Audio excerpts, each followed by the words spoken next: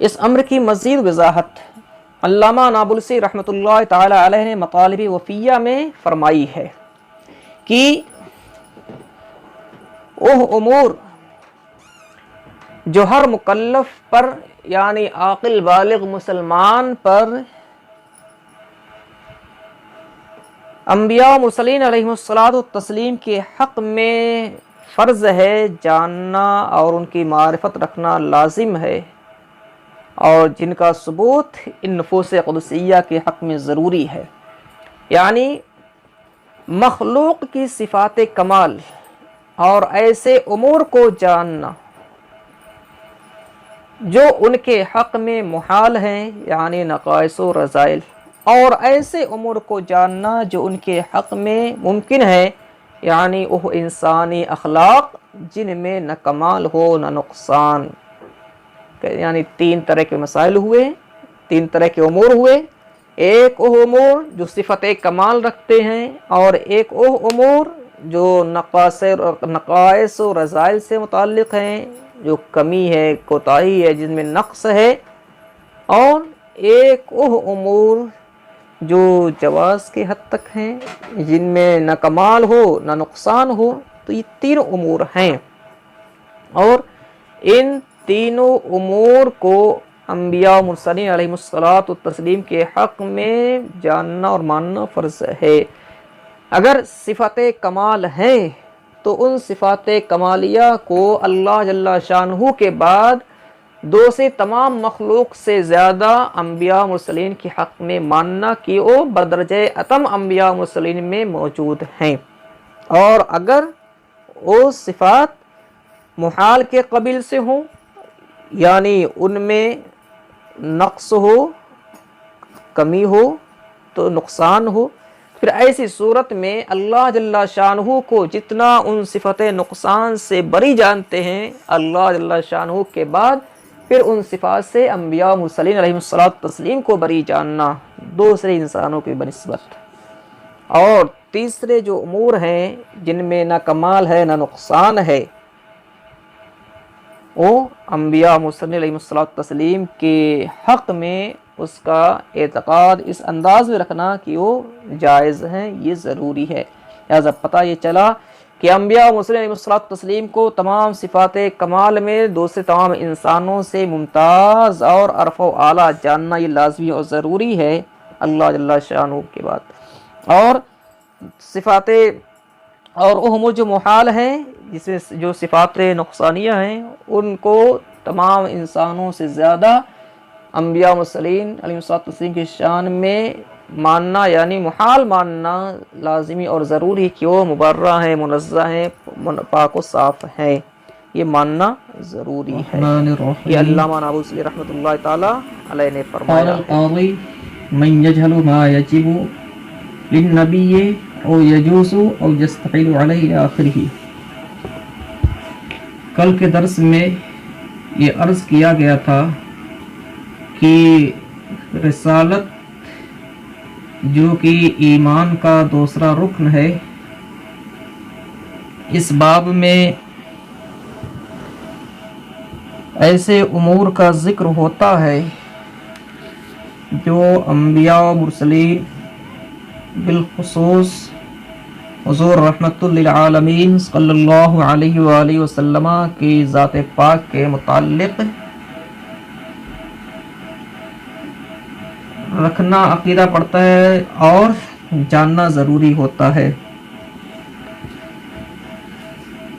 کل تین چیزیں بیان کی گئی تھی، ایک یہ کہ رحمت للعالمین صلی اللہ علیہ وآلہ وسلم کی شان پاک میں کیا چیز واجب و ضروری ہے، اور آپ کی شان پاک میں علیہ الصلوۃ والتسلیم کیا ممتنع و محال ہے اور کیا چیزیں جائز ہیں۔ آج اس کی تفصیل فرما رہے ہیں، اور اس باب میں کس قدر احتیاط ہونا چاہیے اس کو آگے چل کر کے حدیث پاک کی روشنی میں واضح فرما رہے ہیں۔ امام قاضی عیاض مالکی رحمۃ اللہ تعالی علیہ فرماتے ہیں کہ جو ان امور سے بے خبر ہے، یعنی جو ان چیزوں سے، ان مسائل سے، ان اعتقادیات سے بے خبر ہے جو نبی کے لیے واجب ہیں یا ممکن ہیں یا ان کے حق میں محال ہیں، اور امور جو بھی عرض کیے گئے ان کے احکام کی صورتیں کیا ہیں یہ شخص نہیں جانتا ہے، ایسا شخص جو ان امور سے نہ بلد ہے نہ آشنا ہے، اس اندیشے سے محفوظ اور معمون نہیں ہے کہ بعض باتوں میں وہ واقع اور نفس الامر کے خلاف عقیدہ رکھے، یعنی حقیقت میں واقع اور نفس الامر میں کچھ اور عقیدہ ہے اور خود اس کے اپنے خیال اور سوچ کے مطابق کچھ اور ہے۔ نیز نبی کریم علیہ الصلوۃ والتسلیم کو ایسی باتوں سے جن کی نسبت کرنا ان کی طرف جائز نہیں، منزہ پاک نہ جانے وہ شخص تو نا آشنائی کی بنیاد پر، عدم علم کی بنیاد پر ہلاک ہو جائے گا۔ ظاہر سی بات ہے کہ وہ امور، وہ باتیں جن کی نسبت کرنا آقا صلی اللہ علیہ وسلم کی طرف کسی طرح بھی جائز نہیں ہے، اب اس کو علم نہیں ہے تو علم نہ ہونے کی بنیاد پر سرکار تحیت و ثنا کی طرف وہ شخص ان باتوں کو منسوب کر دے گا، اور جیسے ہی وہ منسوب کرے گا تو انجانے میں وہ ہلاک ہو جائے گا، اور اس عدم علم کی بنیاد پر اور اس نسبت کرنے کی بنیاد پر وہ دوزخ کے نچلے طبقے کے گڑھے میں جا کر کے گر جائے گا۔ کیوں ایسا؟ کہتے اس لیے کہ حضور رحمت للعالمین صلی اللہ علیہ وآلہ وسلم کے معاملہ میں باطل گمان رکھنا اور جو ان کے حق میں متصور نہیں، جو سرکار بندہ نواز تحیت و ثنا کے شایان شان بالکل ہے ہی نہیں، اس کا عقیدہ رکھنا اس عقیدے والے کو ہلاکت کے گھر میں ٹھکانے لگائے گا۔ یہ کیوں؟ اس کی تائید اس حدیث پاک سے، مثلا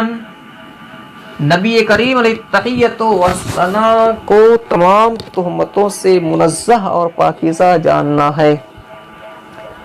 اگر کہیں پر یہ خیال آتا ہے، دل میں کہیں وسوسہ گزرتا ہے غلط بات کے منسوب کرنے کا،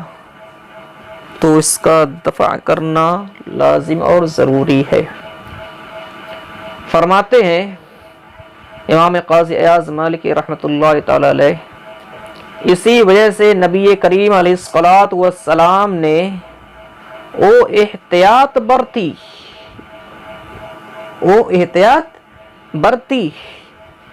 ان دو شخصوں کے ساتھ، یعنی ایک موقع پر تاجدار انبیاء علیہ تحیت و ثنا رات میں جلوہ گر تھے، اور آپ کے ساتھ آپ کی اہلیہ ام المؤمنین حضرت صفیہ رضی اللہ تعالی عنہا بھی تھی۔ دو صحابہ کرام علیہ رحمۃ الرضوان نے دیکھ لیا، اور اس کے ساتھ عام طور پہ جو ہوتا ہے کہ آدمی اور کسی کو تنہائی میں کسی عورت کے ساتھ پردہ نشی کے ساتھ دیکھتا ہے تو دل میں وسوسہ اور خیال پیدا ہوتا ہے تہمت کا۔ تو جب ان دونوں نے تاجدار انبیاء علیہ تحیت و ثنا کو دیکھا اور رحمت عالم صلی اللہ علیہ وآلہ وسلم کے ساتھ صفیہ رضی اللہ تعالی عنہا تھی، تو سرکار نے یہ احتیاط برتی کیا کہ جنہوں نے حضور کو رات میں حضرت صفیہ کے ساتھ دیکھا، حالانکہ حضور صلی اللہ علیہ وسلم مسجد میں اعتکاف میں بیٹھے ہوئے تھے، مسجد میں معتکف تھے، آقا صلی اللہ علیہ وآلہ وسلم نے ان سے فرمایا کہ یہ صفیہ ہیں۔ پھر ان دونوں سے فرمایا شیطان آدمی کے جسم میں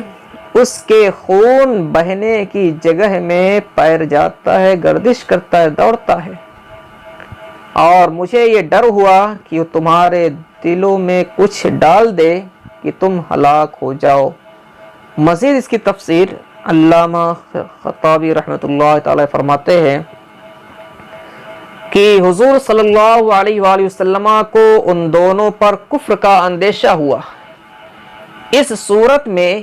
جبکہ وہ دونوں حضور صلی اللہ علیہ وآلہ وسلم کے ساتھ اجنبی عورت کو دیکھنے کی وجہ سے تہمت کا گمان کرتے،